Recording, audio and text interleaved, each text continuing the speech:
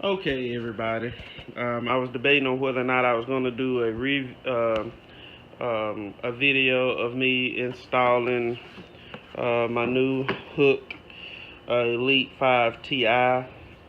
Um, but I decided to go ahead on and do a partial video of the install of it because there was a couple of things here that I won't be able to explain with the cover and everything on. As you can see, I got everything apart. I'm actually almost done with it. I got my cables ran to it, which is right here. If I can get them out.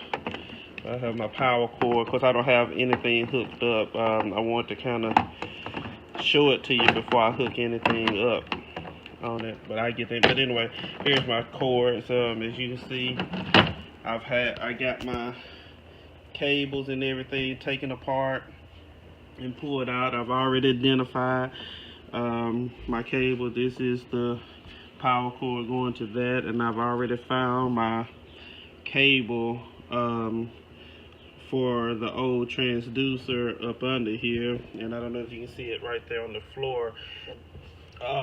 That's the fuse that actually goes into it.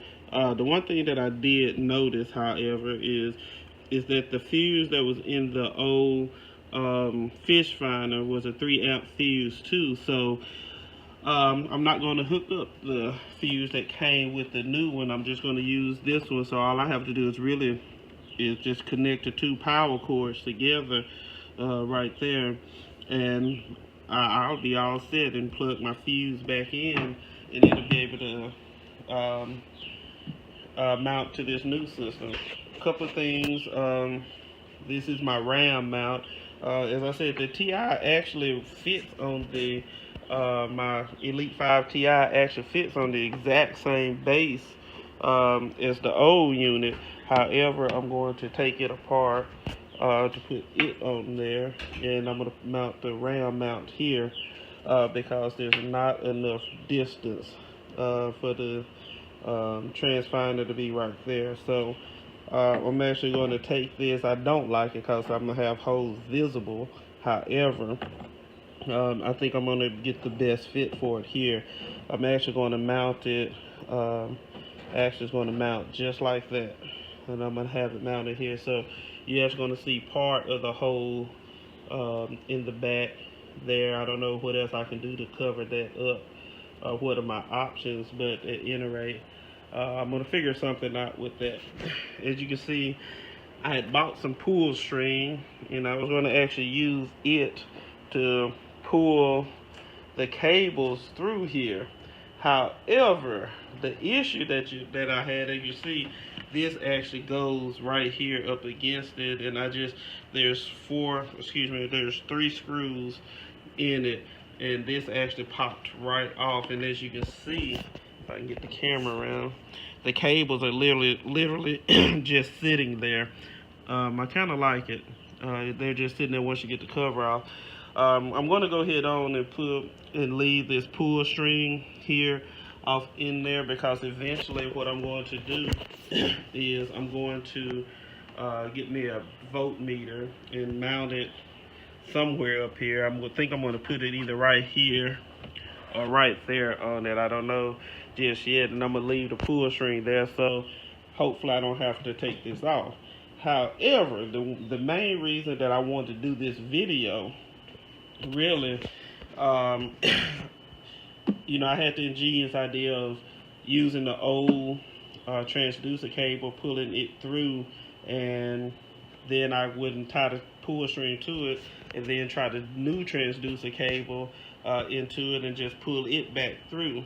However, that didn't work because when I pulled the old transducer cable out, the string pulled loose, so it actually broke off in there. However, it would not have worked anyway because even if I'd have gotten the pull string through there, as you can see, this opening right here is like super duper small.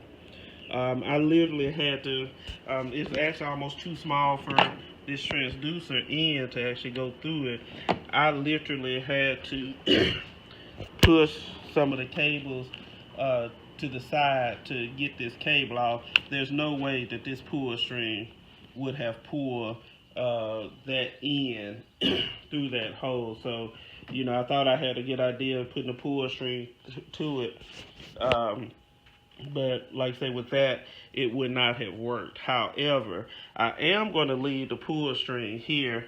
So when I get ready to mount um, the wire for my battery post and that battery meter that I'm going to get put on here, that I'm going to buy and put on, I can actually run the cables out that hole right there, because my battery is actually located over here, so that I can take the cables and I'll run the cables right through here. And I think that since it's just either 24 or 16 gauge wire, I should have no problem pulling it through that hole.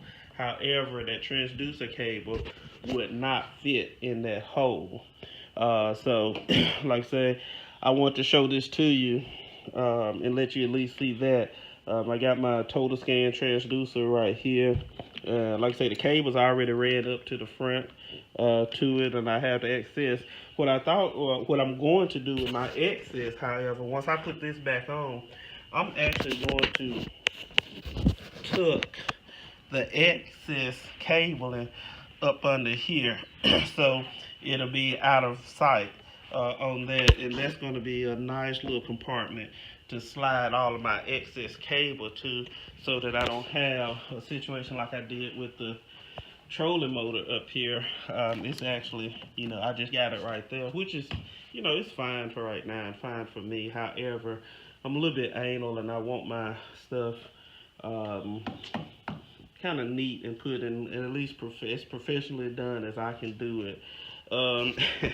As you can see right here, this is my rigged up wire, and what I had to use to actually pull the cable through, because the pull string literally did not work. This coat hanger worked perfect. It was stiff enough that I think what was happening is that when I was pulling the cable through, I would get it about right here, and I think it had additional cabling back here and all the wiring back here, that it was tough to get the transducer cable up there. So by using that wire, I was able to keep it, I don't know if y'all can see it good, but I was able to keep it up high.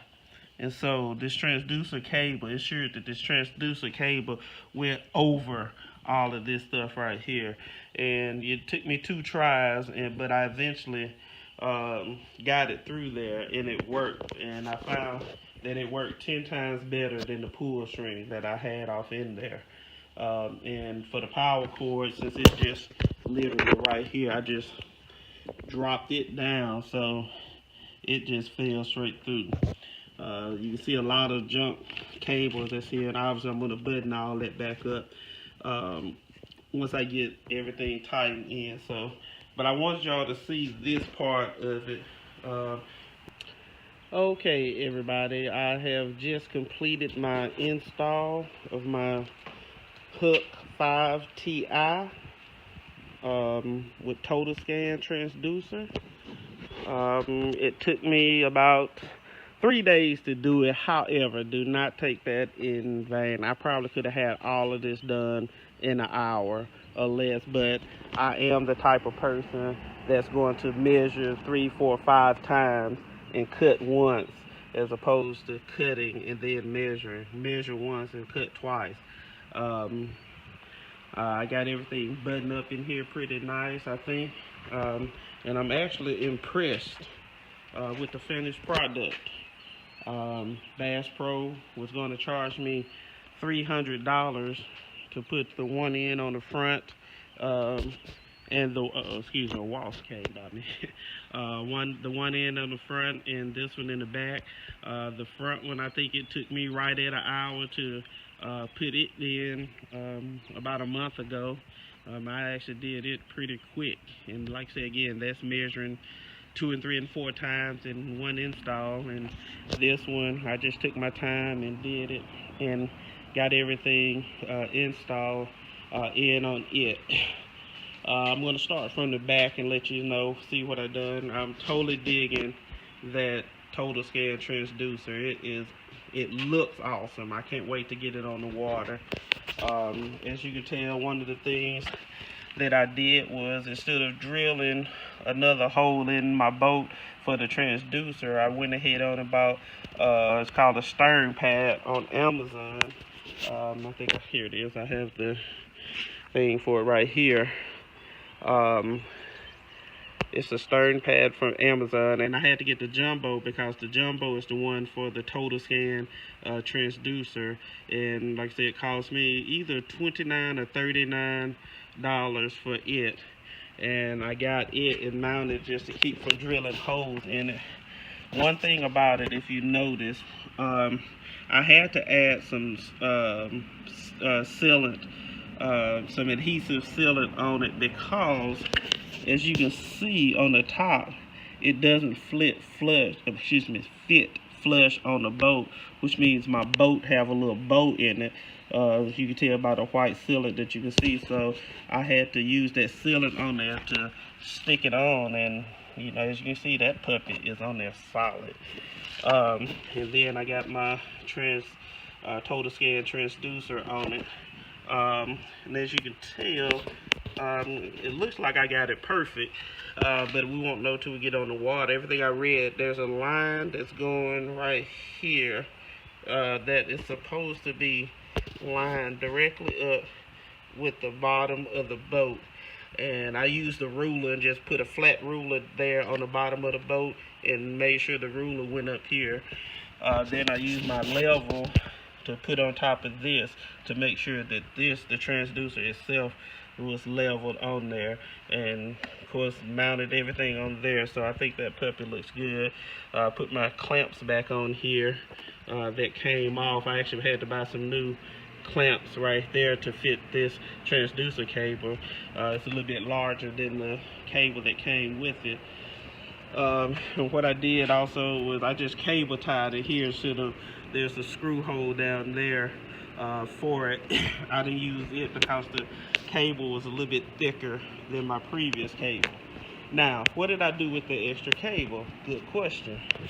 What I did was I just went ahead on and did my cable.